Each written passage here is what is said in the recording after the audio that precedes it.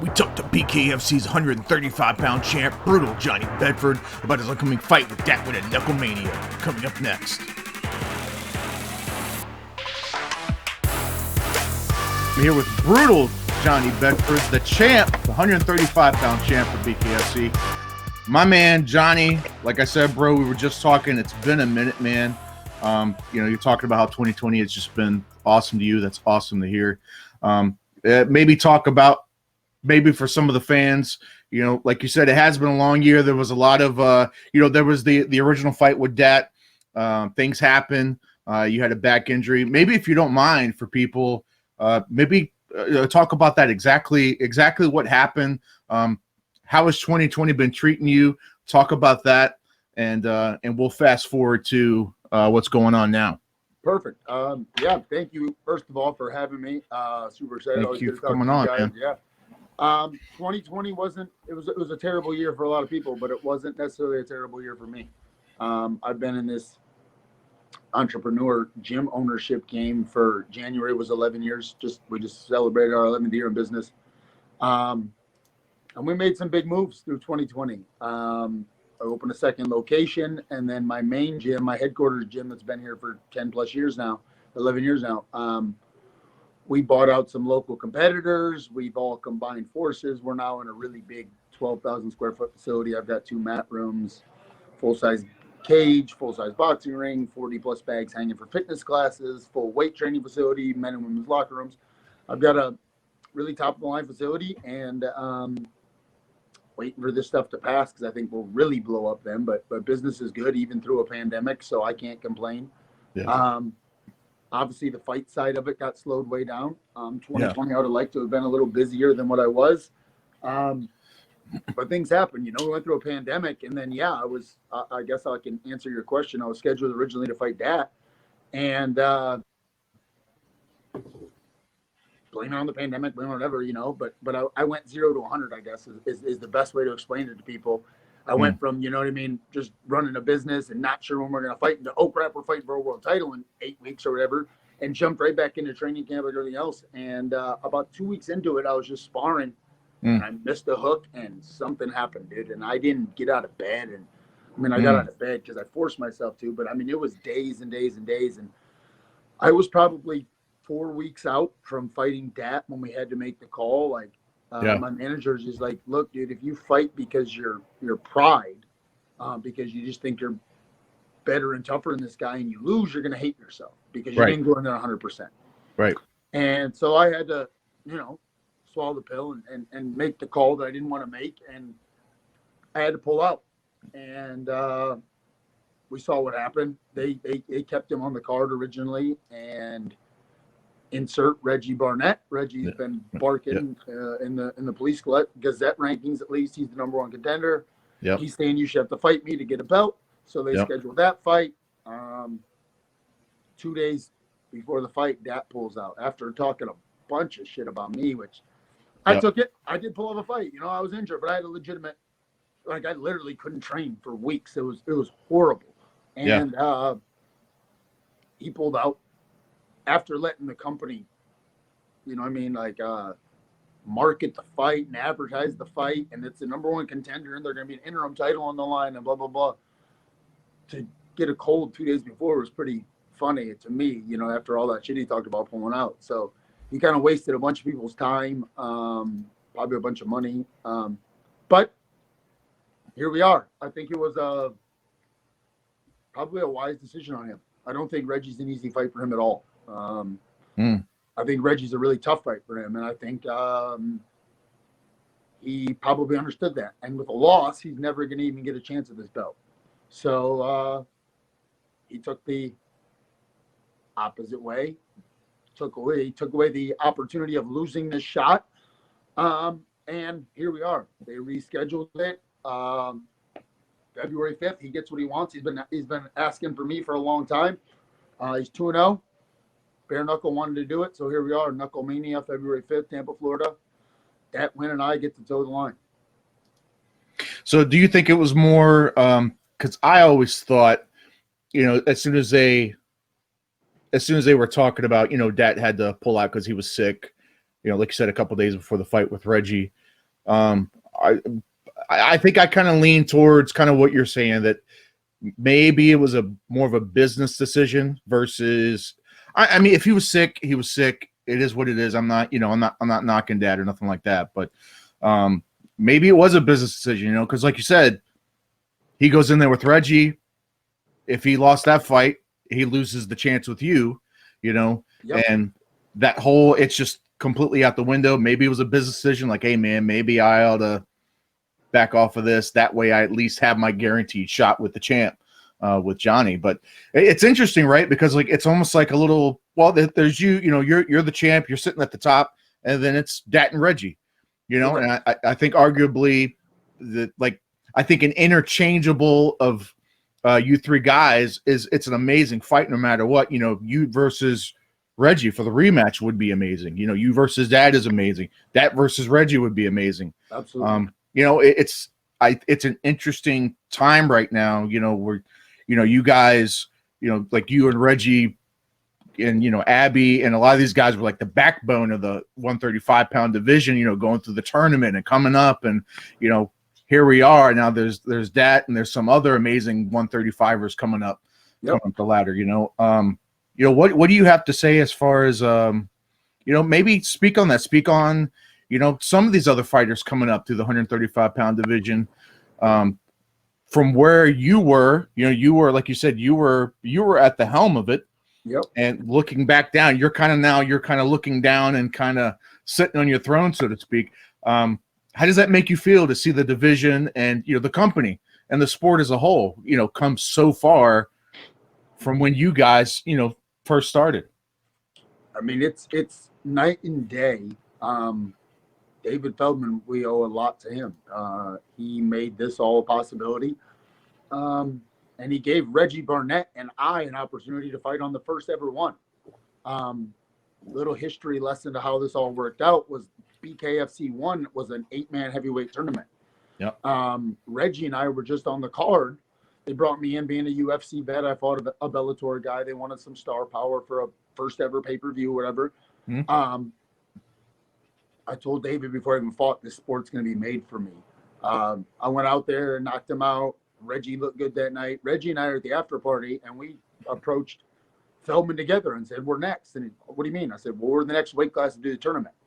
You're doing an 8-man heavyweight tournament. Let's do an 8-man 135-pound tournament. And BKFC 3 was the start of it. BKFC 5 was the semis, and BKFC 6, where Reggie and I then met in the finals. That's how it happened. And now, watching the division grow, watching the sport grow, it's good for me, because when I did beat Reggie, one of my concerns was how active I can be to stay. The sport's so new. You just went through an 8-man tournament. There's not like there's a list of number one contenders fighting each other, building themselves up, ranking themselves up. Right. We don't have that problem anymore. They're signing new guys. They're doing more shows. There's more and more 135-pounders. I think, you mentioned a couple names. Dat and Reggie are interchangeable, I think. I mean, they're interchangeable for the number one contender. The champ he doesn't lose to either one of them. So they're fighting for second place. I'll let them, we'll see. If Bare Knuckle wants to make that fight happen after February 5th, Dat and Reggie, they can fight for their silver medal. That's not even talking shit. I mean, I like Reggie now. Reggie and I root for Reggie against anybody but myself. But it should. Did you have a preference? I'm sorry. Did you have a preference, whether it was Dat or Reggie, like the whole time? Did it matter to you, or was it just kind of? I'm smart. I understand the game. That's the bigger name. That's got you can sell the whole boxing versus UFC thing. Sure. With me being a UFC vet, not that Reggie's not a boxer, but Dad's got the bigger name. Dad's got the bigger following. And with me already beating Reggie, it's probably a hard sell for a rematch. So I understood it. Dude, if I had a preference who I want to fight, Dat Nguyen. I want to fight Dat Nguyen now. Probably more because of his mouth and his arrogance, but I'm really looking forward to fighting Dat Nguyen in a couple weeks. So after, let's just say, so hypothetically, like you said, Reggie has already he's been all over social media, like you said, because he was supposed to fight Dat. That happened. Dat backed out. Now it's y'all's fight again. Let's say you go on to win. Is the next fight Reggie? Or we've also heard you speak on moving up to 145 pound. Or is that the next step for Johnny Bedford? I think it's 145. As much as Reggie deserves it, I don't think that Bare Knuckle's really interested in doing the rematch right away. I think the hottest division in Bare Knuckle could possibly be 145. I'm ready to go up. I'm here to be the greatest Bare Knuckle boxer of all time. I'm going to win both belts. They can put Jason Knight and Good John and Jim Allers and whoever they want. Bring back Artem Lobov, bring back Poliman. Let's make an 8-man tournament. Whatever we want to do. I'm looking for big fights. I'm looking for, that's it. I think 145 is the hot division right now. They haven't done a tournament yet. I've seen media people put out brackets. It looked like it was me and Jim in the first round, and Good John and I can't think of his name. Jason Knight. Jason Knight in Mississippi on the other side, and it was like, if that happens, like, it's perfect. I would love for my next fight to start a 145-pound tournament and work my way through that and get my second set of belts. You know, the BKFC belt 145, and I'm sure Scott Bird will be there with the Police Gazette belt as well. Yeah, I mean that only makes sense for them to do that. That only makes sense to do that. That's interesting, man. That's exciting.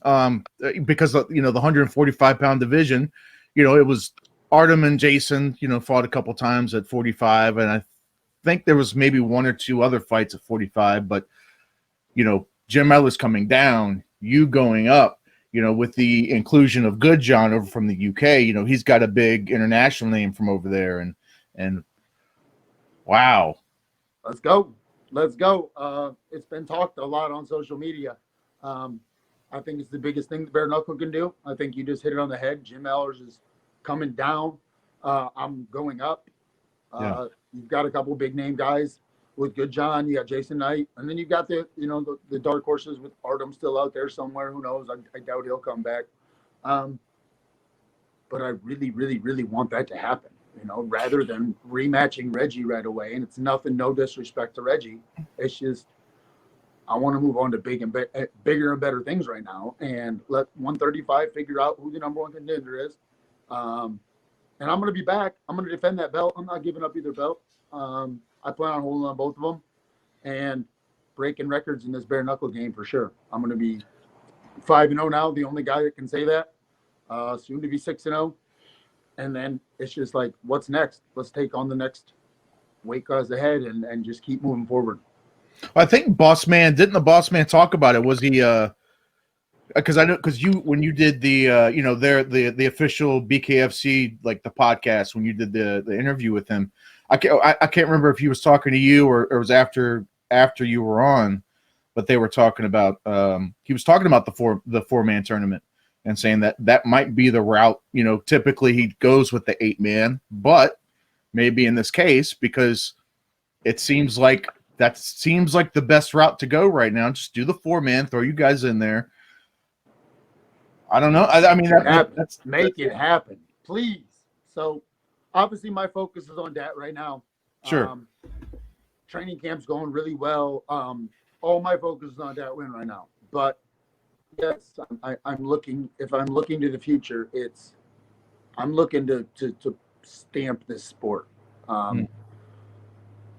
For whatever reason, I don't have the biggest following. Dad's got more Instagram followers, blah blah. I'm the only guy in here that's been here from day one, man. That's started from the beginning and done everything I said. I said I'm going to win this belt. I won the belt. Once I won the belt, I said I'm going up to 145. I went up to 145. I won my first fight there. Now they're doing a 45-pound tournament. I've said it all along. I'm going to win it too. Like this Good John kid, Jason Knight, like whoever you want me to fight first round, like it doesn't matter to me. Like I'm gonna go through that division too. I'm gonna have both belts, and maybe then people will start recognizing that holy shit, Johnny Bedford is the best bare knuckle boxer that we've ever seen. Like I'm gonna break records in this shit. I'm gonna be 10-0. I'm gonna be 12-0. It's gonna happen. Let's get through this pandemic. We're fighting in 4 weeks. I'll be wanting to fight 2 months after that. Like, let's get this tournament rolling. Let's get 145 popping. the sport's growing, the company's growing. Let me be a part of it. I'm here to fight, to entertain, and to just keep winning and collecting checks and bettering the future for my kids. Like you said, knucklemania is what they're calling it now, which is fucking awesome. February 5th, the Tampa, Florida area, headlined by Paige Van Zant. What do you think? It's going to be her versus Britain Hart now. What do you think about Paige, crossing over from the UFC world, which is what you did crossing over? What do you think the biggest things, the biggest changes are going to be for her crossing over into bare knuckle? You're gonna find out quick if you're made for bare knuckle boxing. You don't get hit harder. You just get hit different. It feels different. You get cut. You get, oh shit, you feel your own blood. You're gonna find out quick. I think bare knuckle's smart. I think Britain Hart is a good opponent for Paige's debut. Britain Hart's done that thing before though, so I think that's where maybe if she has an advantage, that's where it'll be, is that she's done bare knuckle, right? But I think BKFC's smart. She's the main event. She's getting a bunch of pay-per-view buys. I think they want her to do well. I think she's going to be the favorite, and I think she'll probably come out on top. People are talking smack that she's the main event, and me and Dad are not. But it's like, the truth is that she's going to get a bunch of pay-per-view buys. So more people tune in to watch me and Dad. It's better for me. So I'm not salty about who's the main event. I'm the co-main event. Everyone that's a fan knows the real fight they're tuning to see. They're tuning in to see me and Dat Nguyen fight for a belt, and it's going to be fight of the night. It's going to be, yeah. I don't know. I kind of got off subject there, but yeah, Paige is gonna do Paige. She's brought in to do what she's doing: sell pay-per-views, get people to watch, grow the sport, grow the company, and I have zero problem with that. I think it's good for everybody involved. So.